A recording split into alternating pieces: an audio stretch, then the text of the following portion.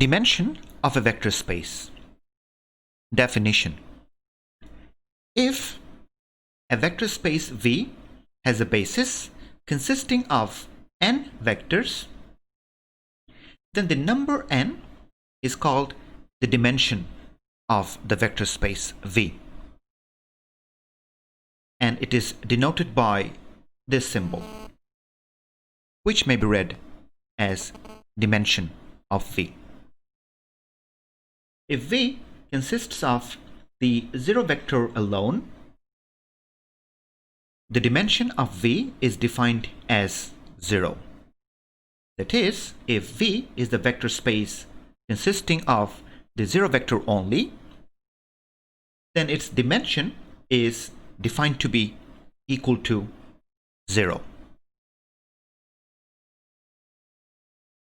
In other words, if a vector space is spanned by a set of finitely many vectors of V, then it is called finite dimensional. Otherwise, it is called an infinite dimensional vector space. By using examples 11.1.1, 11.1.3, and 11.1.4, we can write the dimension of R3 space is equal to 3. Similarly, the dimension of the vector space M sub 2 comma 2 is 4. The dimension of P sub 2 equals to 3. Since its standard basis contains 3 elements. In general, the dimension of the vector space Rn is n. The dimension of M sub m comma n, which is the set of all m by n matrices over real numbers, is m times n. And the dimension of P sub n is equal to n plus 1.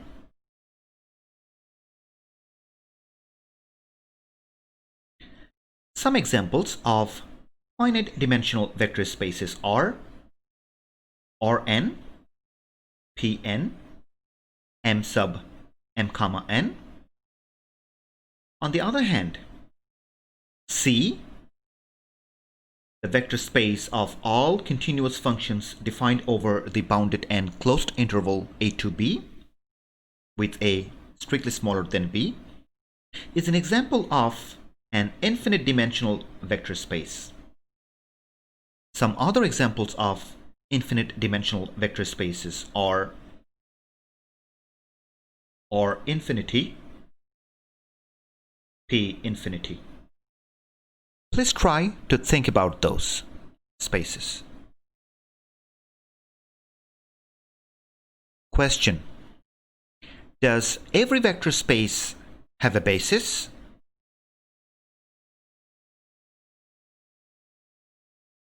Yes. Unfortunately, it is beyond the scope of our discussion. Dimension of a subspace. In the next example, we will calculate the dimension of a subspace of a vector space.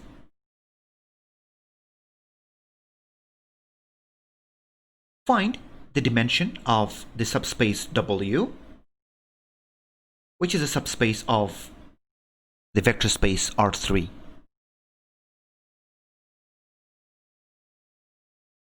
Let's have a look at the solution.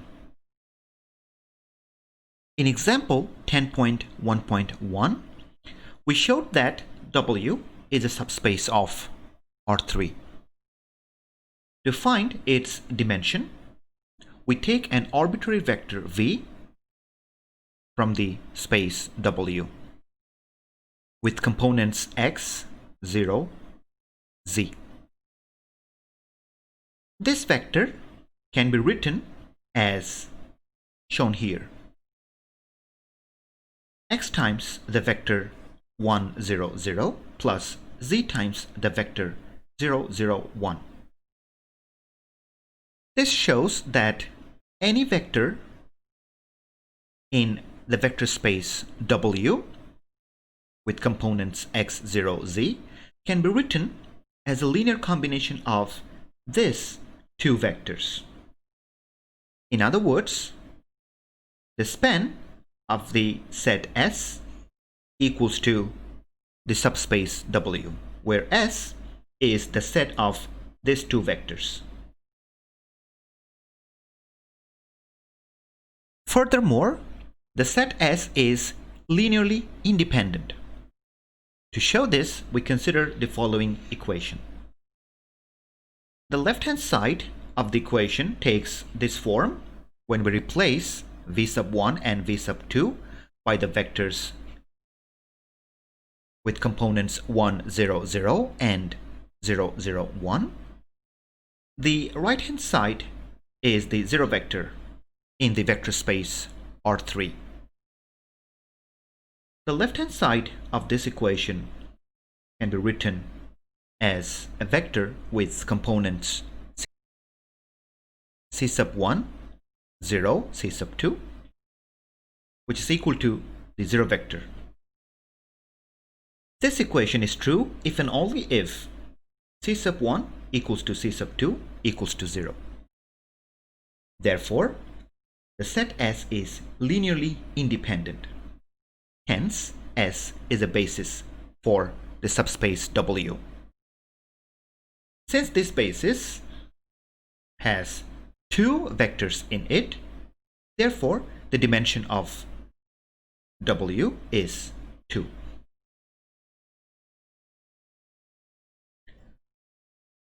Let's have a look at another example. Find the dimension of the subspace S sub 2. That is the set of all 2 by 2 real symmetric matrices. The set S sub 2 is the set of all 2 by 2 matrices of this form. Recall that a matrix is symmetric if its transpose is equal to the matrix itself. We see that a matrix with these components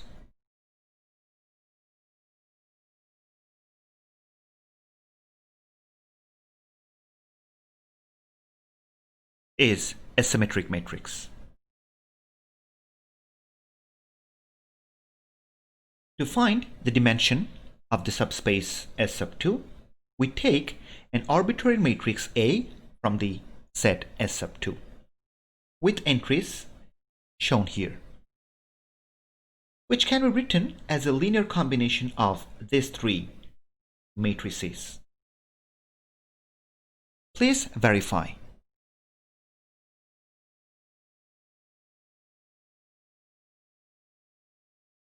This shows that the set S with these three matrices spans the subspace S sub 2.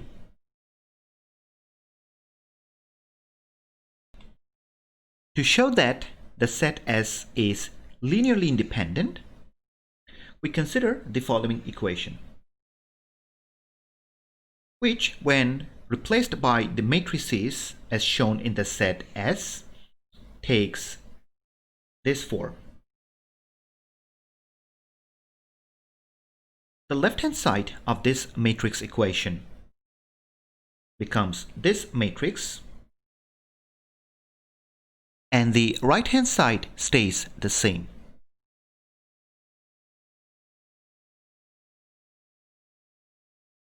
Now, this equation is true if and only if c sub 1 equals to 0, c sub 2 equals to 0, c sub 3 equals to 0, and c sub 4 equals to 0. Since two matrices are equal if and only if the corresponding entries are equal. This proves S is linearly independent. Therefore, the set S is a basis for the subspace S sub 2. Thus, the dimension of S sub 2 is 3, since the set S has 3 elements in it.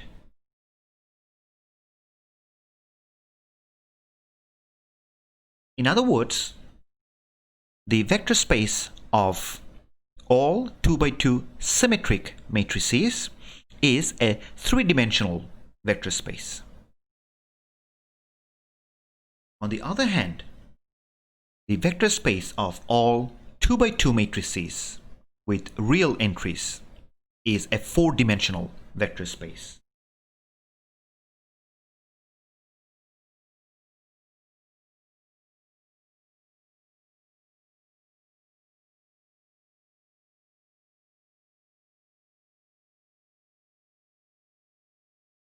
Theorem: basis test in an n-dimensional space. Let V be a vector space of dimension n, and S is a set of n vectors in the vector space V. If any one of the following conditions hold, then we can claim S is a basis for the vector space V. Condition 1. If S is linearly independent, then S is a basis for V. Condition 2. If S spans V,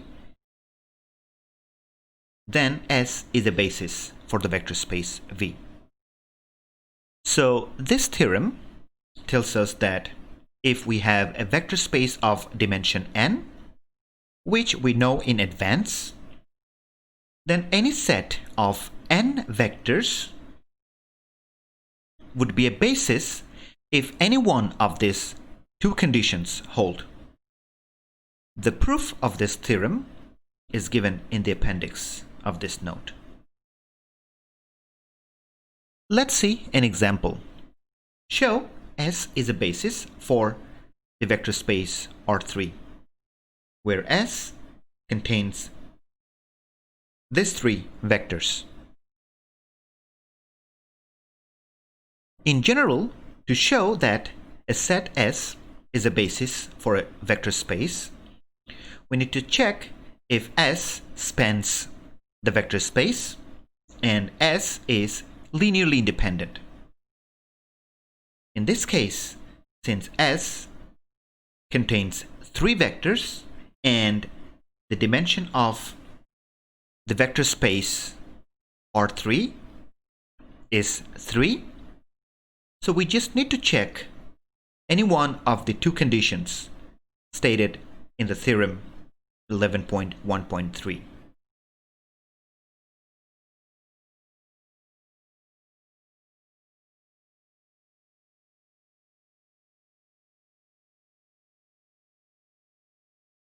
With this, we end the part 1 of this lecture.